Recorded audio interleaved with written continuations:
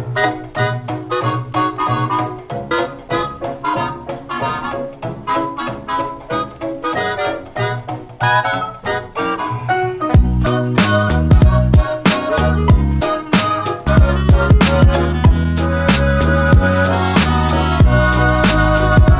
is up, Alex here from Hitfilm VFX.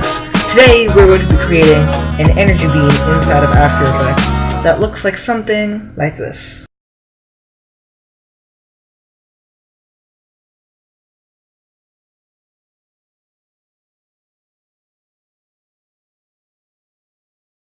Pretty cool. Now, there are a lot of tutorials on YouTube on how to do this, and they all, well, let's just say they're all not that good. So I decided to venture out to After Effects and say, hey, you know, maybe I can do this without any third-party plugins. And I actually did it. I mean, this is pretty satisfying to look at. So basically, let me just create a new composition. Let me call this Energy Beam. Energy Beam. I'm just using the HDTV 1080 by 24 renderer, and I'm just going to use the classic 3D one because that'll be less of a headache.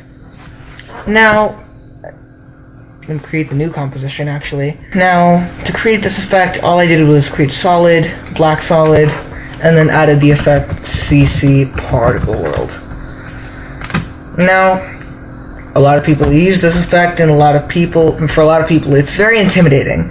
And it really kind of is. I mean, you have all these panels within panels, and just more panels, just kind of panelception. But you really shouldn't be afraid of it. We're only going to use the physics and particle tab, and the rest of this we'll just leave to defaults. So to actually make the beam, I set the animation of the particles to direction axes.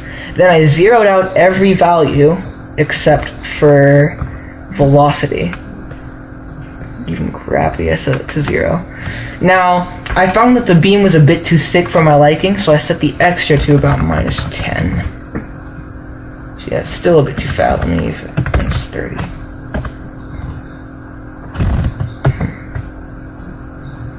-20 seems pretty good. And then maybe set the birth rate to 1.5. Yeah, that seems pretty good. Now, I added a CC vector blur, by far one of my favorite effects inside of After Effects, and set the amount to about 30 and set everything to default. Now, this looked pretty good. The thing is, the color was just kind of ugly for me, so I put it to particle, and I put them both to white. Took all the particles, put them both to white. And as you can see, this effect's already looking pretty good. Now, I added Video Copilot's VC Color Vibrance plugin, and it colorized pretty nicely. I liked it. Set this to a good blue color, like this, but there was just still something. Let me check this amount up to 40. Yeah, it's pretty good.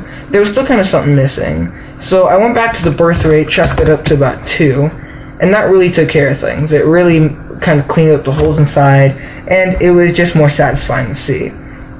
Now, I didn't want to RAM preview it, but since it's only in adaptive resolution, half and third, you can get a pretty good idea of what it's really going to look like in a project, or what it's just going to look like on a background. Now, I know a lot of my users are still Hitfilm users, know that in After Effects, for a fact, that they don't have a vector blur, a color vibrance plugin, or a particle system that's free. So I will release this on black background for you guys' convenience. Now, this effect, it's very simple, and this just goes to show you how, you know, 3 effects can make a very complex kind of, you know, product. So you don't need a whole bunch of plugins like, say, Particular. Don't worry, this is only a trial. I actually have not bought Particular. You know, I mean, 3 effects made this. Like, this just goes to show you, like I said, you can make a lot of things with 3 effects, like the old 80-20 rule. 80% of the results come from 20% of the effects. You know, it's just amazing to see how powerful After Effects is. Now, again, a lot of people still use Hitfilm, so I will release this on black background, and you can feel free to colorize it however you want. So this is Alex from Hitfilm VFX signing off.